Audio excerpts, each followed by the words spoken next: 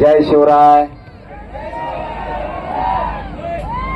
आताच म्हणलं मी इथं राहू दे नाही खाली घेतलेलं वर कम घेतलं कम गांडीत काढ्या करतो रे.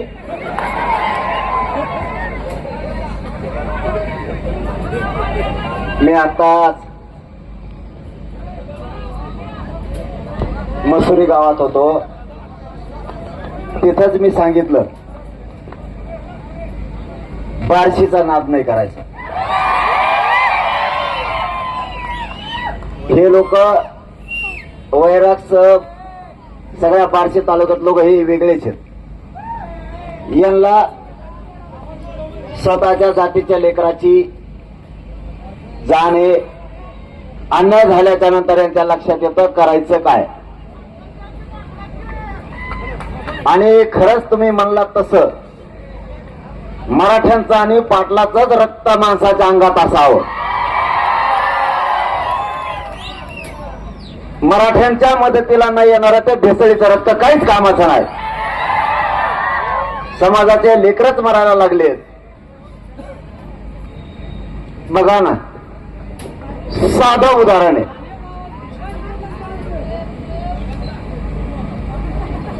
बावनकुळेचं आपण काहीच केलेलं नाही.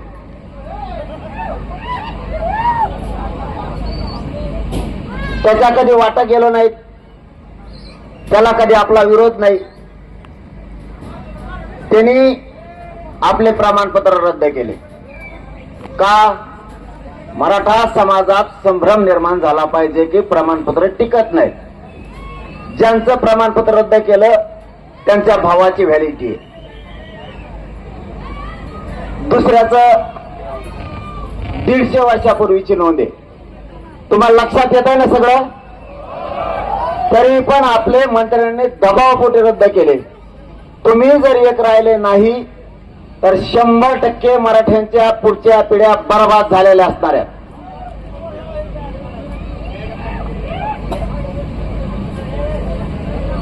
टाकली का त्यांनी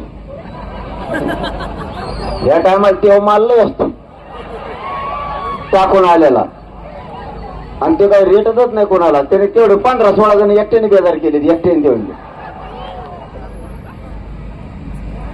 बावनकुळेकडे जर ह्यो माल गेला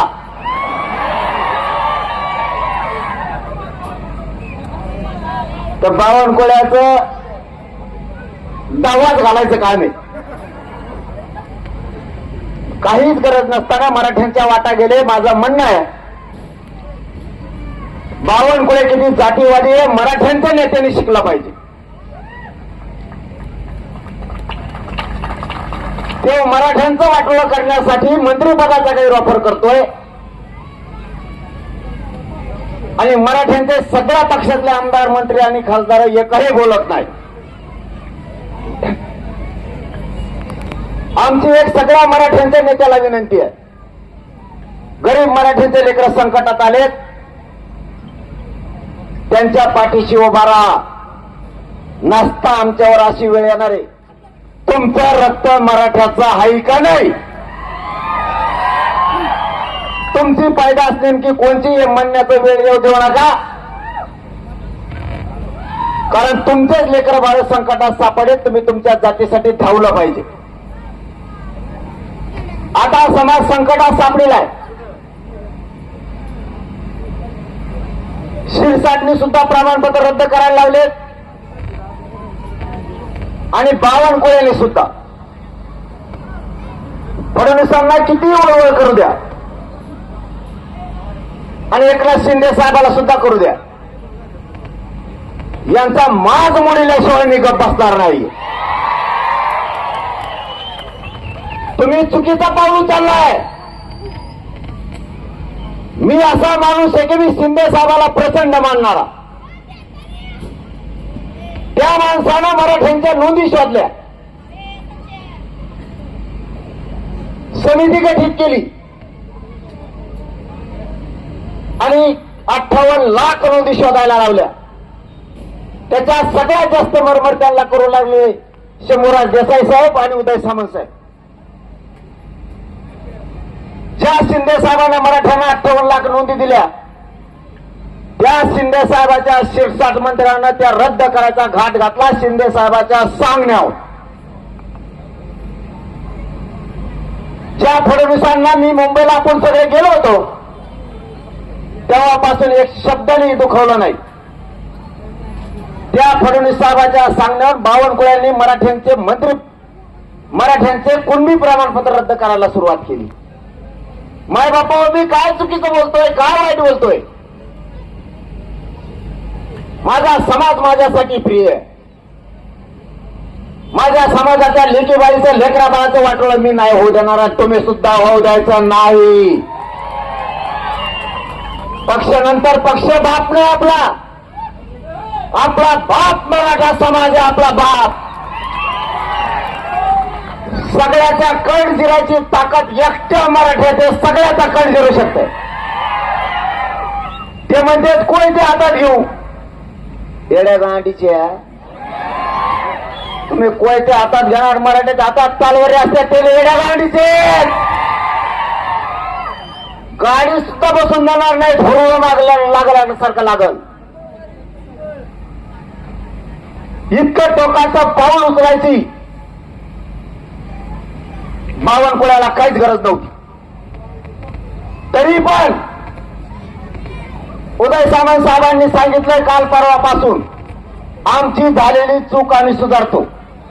मी पण जाहीरपणानं मराठ्यांच्या वतीनं त्यांना सांगितलंय मला राजकारणाशी देणं घेणं नाही.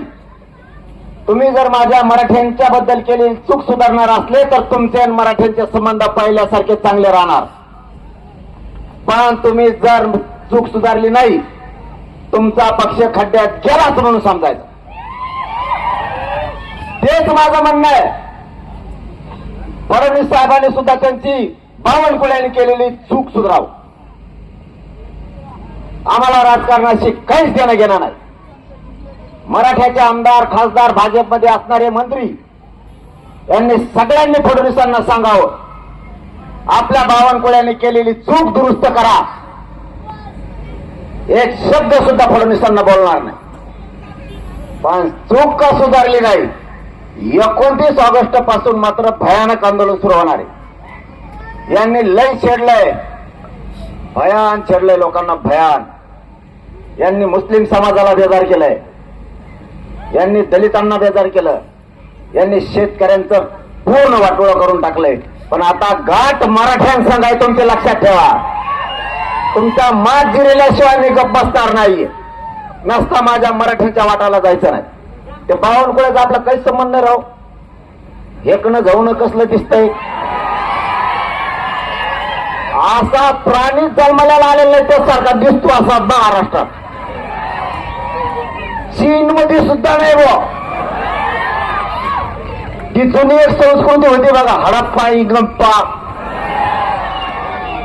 यागळा दिसतोय. होतो एवढले टकोर वाकडं तिकडं झालेलं. ते एक भोंगळे शिल्प आहेत बघा, दगडाला कोरलेले, प्युअर कसला माल दिसतोय. मी कधीच कोणावरती आरोप करत नाही. ज्याची चूक आहे त्याला मी सोडत नाही. याच्यात छगन भुजबळची चूक आहे असं बोललो का? धन्याची आम्ही ओरिजिनल अवलादे आमचे, आम्ही भळच कोणावर आरोप करत नाही. पण वाटा गेला की मी त्याला सोडणार नाही. तुमच्या सुद्धा खांद्यावर जबाबदारी तुमच्या लेकराची. मराठ्यांच्या सगळ्या नेत्यांना आव्हान आहे. तुमच्या समाजाचे लेकर संकटात आले. तुम्ही सगळ्या मराठ्यांनी सुद्धा ज्या पक्षात काम करायचं त्याच्यात करावं, पण अगोदर आपला समाज आणि नंतर पक्ष. स्वतःचे पोटचे लेकर हे देशोधडीला लावू नका. पोराचं आणि पोरीचं जर आयुष्य बर्बाद झालं ना तर आपले लेकरं आणि आपली पुढची पिढी कधी सुखी राहणार नाही. तिला सुखी करायचं असेल, तिला उच्च शिक्षणात आणि नोकरीत न्यायचं असलं तर आता हे पक्का आरक्षण आहे. आणि त्यांच्या डोक्यात 58 लाख नोंदी द्यायच्या नाही, हे पक्का आरक्षण आहे. सातारा संस्थान, कोल्हापूरचं संस्थान, हैदराबाद गॅजेटियर द्यायचं नाही म्हणून ही गैरसमज पसरायचा प्रयत्न केला. पण मराठ्यांच्या आशीर्वादामुळं मला बावनकुळ्याचं पत्र हाताला लागलं आणि शिरसाटचं बी लागलं आणि मराठे खरबडून जागे झाले. मराठ्यांच्या लक्षात आलं, आपणच त्यांना मंत्री केलं, आपणच त्यांना सत्तेवर बसवलंय आणि हे लोक मंत्रिपदाचा वापर करून आपल्या समाजाच्या लेकराचे मुर्दे पाडायला लागलेत, आरक्षण रद्द करायला लागलेत. म्हणून मराठे जागे झालेत नसतं. वैराग मध्ये एवढं हाऊसफुल कधीच भरत नसतं. ही देवेंद्र फडणवीसांच्या विषयीची चीड आहे. आमच्या समाजावरती अन्याय केला, बावनकुळ्यानं आणि शिरसाटनं ती चीड आहे. आणि आता हटायचं नाही. काय व्हायचं का होऊ दे. मला तर काही पण म्हणतात आता, याला धरा. पाठ 5 वाजल्यापासून तर म्हणतात याला अटकच करा. मला अरे एवढा भोकाच आहे का तो? मेलेला गांडीचा आहे. तू येऊन दे तर कोण कोण येत आहे, तू बघत का कसा असतो आमचा.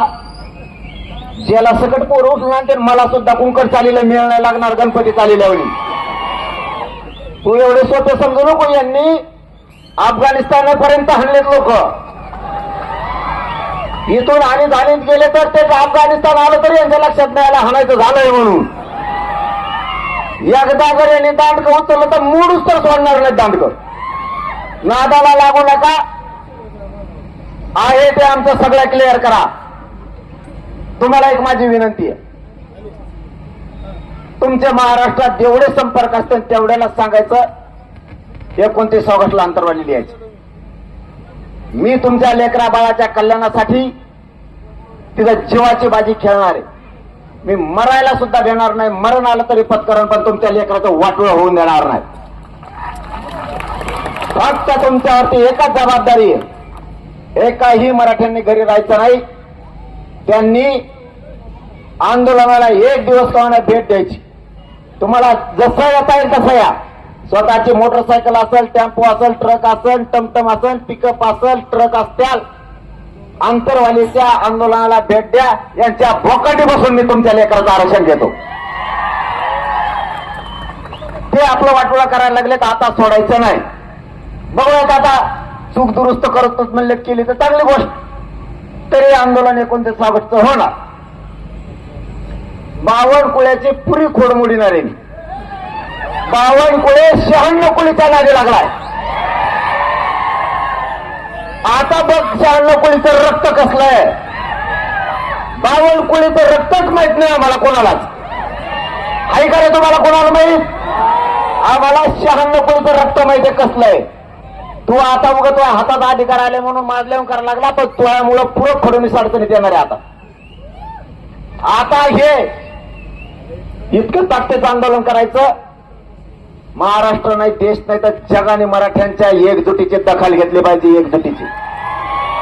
कामा फिमा बांध. कामा आयुष्यभर स्वतःच्या लेकराला आयुष्याचं द्यायचंय. पिढ्यांना पार संपलं नाही पाहिजे असं आरक्षण द्यायचंय. त्यासाठी कामा बंद. सगळ्यांनी अंतरवाली लिहायचं. नोकरदार वर्गाने सुद्धा रजा टाका. मुंबई पुण्याच्या मराठ्यांनी सुद्धा ड्युट्याला रजा टाका. जातीच्या लेकरासाठी वेळ द्या. राजकारणी मराठा जो आमच्यात राहील, जो आमच्या समाजाच्या लेकरा बाळाच्या मदतीला आता संकट काळात धावून येईल, त्याच्या पाठीशी मराठा समाज काय उभा राहणार. पण तो का घरात बसला की दुसऱ्या वेळेस पळालाच म्हणून समजायचा. जो आपल्या लेकरासाठी नाही तो मराठ्यांचा नेता आपला नाही. आपल्या लेकरा बाळाच्या सुखासाठी आजपासून सगळ्यांनी सोशल मीडिया त्याच्यावर कामाला लागा. 29 ऑगस्टच्या तयारीला लागा. आज या वैराग नगरीत तुम्ही एवढ्या प्रचंड संख्येने जमा झालात. मला तर फार तिथपर्यंत लोक दिसली. तुम्हाला नसते दिसत मिले वर आहे. आता वरच बावनकुळ्या खाली टाकीतो. सगळ्या मराठा समाजाला माझं सांगणं आहे, या वैराग नगरीत तुम्ही लाखाच्या संख्येने जमलात. तुमचा उपकार हा मराठा समाज कधीच विसरणार नाही. गरीब मराठ्यांचे लेकरा बाळ त्यांच्या मदतीला तुम्ही धावून आलात. 6 कोटी मराठ्यांचे गरीबाचे लेकरं तुमच्या एकजुटीला आणि तुमच्या उपकाराला कधीच विसरणार नाही. ते लक्षात ठेवा. माझ्या समाजाच्या लेकराच्या मदतीला धावून या मराठ्यांनो. मी हात जोडून सांगतो, माझ्या समाजाच्या लेकरा बाळाच्या कल्याणासाठी सगळेजण धावून या आणि मराठ्यांना न्याय द्या. एवढीच अपेक्षा करतो आणि थांबतो. धन्यवाद. सगळ्यांना जय शिवराय.